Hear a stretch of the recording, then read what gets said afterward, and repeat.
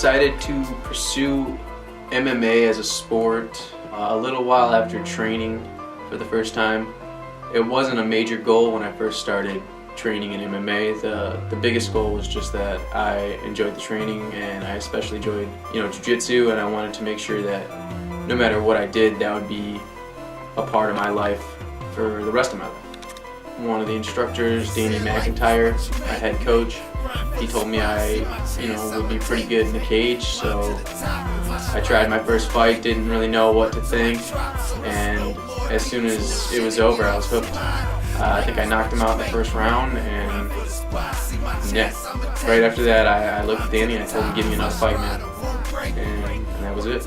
I started training at 16, but because of school and work, I think I really started training around 18. I fought 8 times, and I had 6 victories with 2 defeats. Before each fight, I'll usually train a 6-week, a little over a month, and it'll be a camp that we build up, and then a couple weeks before the fight we start to slow down again, make sure the body's healthy, make sure everything's ready to go.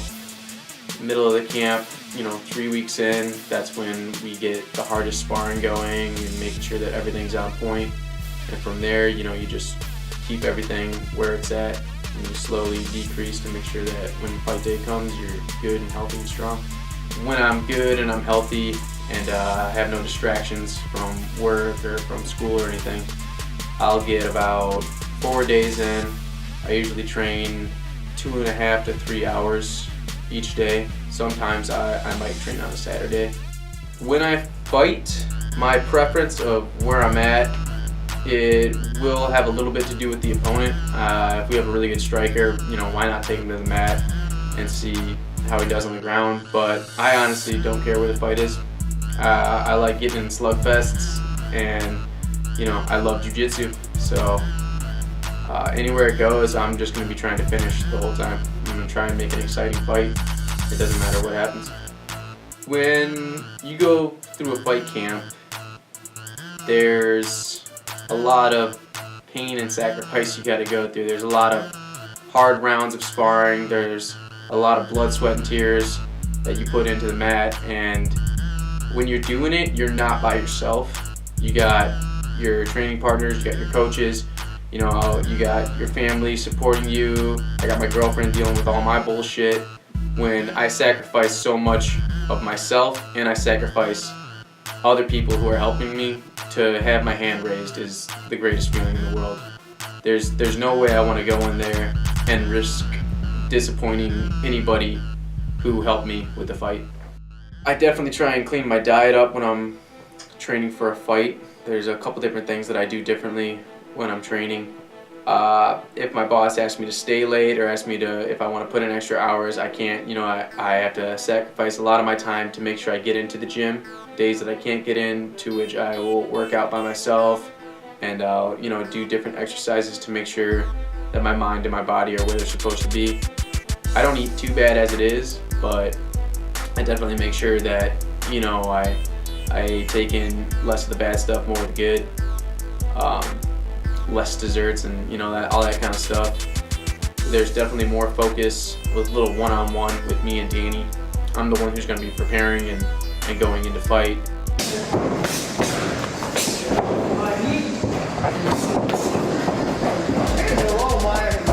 Favorite things about training for a fight is probably sparring for one. I definitely like getting into some harder sparring, and going to a couple different gyms. My last camp, we kind of floated around a little bit just so I could get some new partners, and that's one of the things I love about martial arts in general, is just going and meeting new people and rolling and sparring and kind of testing yourself with them.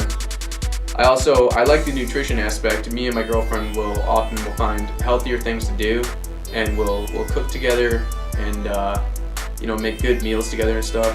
And I love hanging out with her and just kicking back and cooking something that's not just a pizza that we picked up or something like that. Maya, use your right knee on the inside of his left elbow. There you go, good. Yep, that's the idea right there. Good, get it out. Von Flue. Okay, relax, buddy, relax. There we go. Good. Take your time, relax. Good. Okay, watch your base. Maya, you can play with them. Maya, you can play with them. And Danny McIntyre, my head coach, he's also, he's coached me forever, since I started, day one. He's been the guy that's been coaching me. And there's never been any doubt in his mind that I could go as far as I wanted to go in this sport. That's been one of the most inspiring things, you know, because in high school I wrestled. I didn't do very well in wrestling or anything, and to have someone, you know, work with me and put so much time in with me, and to see, not just because they say it, but to actually see that they believe in you is really cool. It's something that I've never really felt until I started training. When it comes to fighting, preparing for a fight, one of the things I hate is probably weight cutting, because even though I don't look like it, I'm a fat kid and I just love eating, especially donuts and beer. Before the fight, going to weigh-ins. A little hard to be focused right now because I'm kind of hungry, kind of thirsty, but you know, this is probably the hardest part of fighting is weighing in, cutting the weight, and just suffering like this, but it's always worth it. So tomorrow it's gonna go down. After the weight cut, I'll go and I'll usually make something of a lean protein, and then I'll get some rice or something that has some good carbs in it, a lot of vegetables, a lot of water and everything. But that's still not what I really want to eat. As soon as the fight's over, I go grab a beer, I sit down, and the next morning I get a dozen donuts, and probably 8 of them are going to be gone before anyone can get to the rest of them. When it comes to weight cutting, I've done it a couple different ways. Usually I'll be trying to actually eat more and maintain a certain weight while I'm in fight camp, and maybe 2, depending on my weight, 3 weeks out, I'll start pulling meals back as far as how much I intake, and I'll up the cardio just to see where I'm at. I'll try and get my body sweating more. Usually I'll be 5 pounds over before weigh-ins. That morning I won't eat. I'll go to the sauna and I'll probably be 2 to 3 pounds over. I'll sweat that out and I'll go weigh in, and that'll be good. I don't like being patient, I think. I really like hitting submissions. I like attacking and trying to finish what's going on. You'll see in my fights I go to my back quite often. I think that's just because I'm content with, you know, having someone in my guard, and even if they're trying to smash my face in, I'm totally content with locking them up and throwing an arm bar and getting my leg over and pressuring my hips in and snapping that thing. You know, that's what I want to do. I don't want to control and lay on somebody and get a good mount and have a heavy side control. I like to attack, and even if we're not throwing strikes, you know, I want to be exciting. I want to be exciting with just the way I grapple. Jeremiah's looking for a triangle choke. He just he posted got good wrist control, and there he goes. Yeah, the arm is locked down and not going to go anywhere. He just gave it to him. Yeah. Yep. Oh. Just getting off to that angle. Yep. This is your bread and butter right here, Josh. Getting that angle, and here we go. There we go. That's it. I think in MMA wise, it's better. I think snapping submissions and trying to finish rather than, you know, laying on your back and being content with getting hit in the face.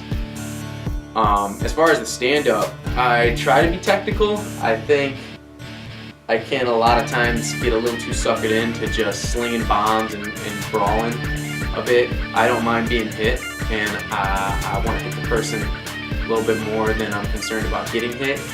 And one of my losses that I got TKO'd, you know, the punches came coming, and with that adrenaline, I didn't feel it, so it was, you know, whatever, man, come on.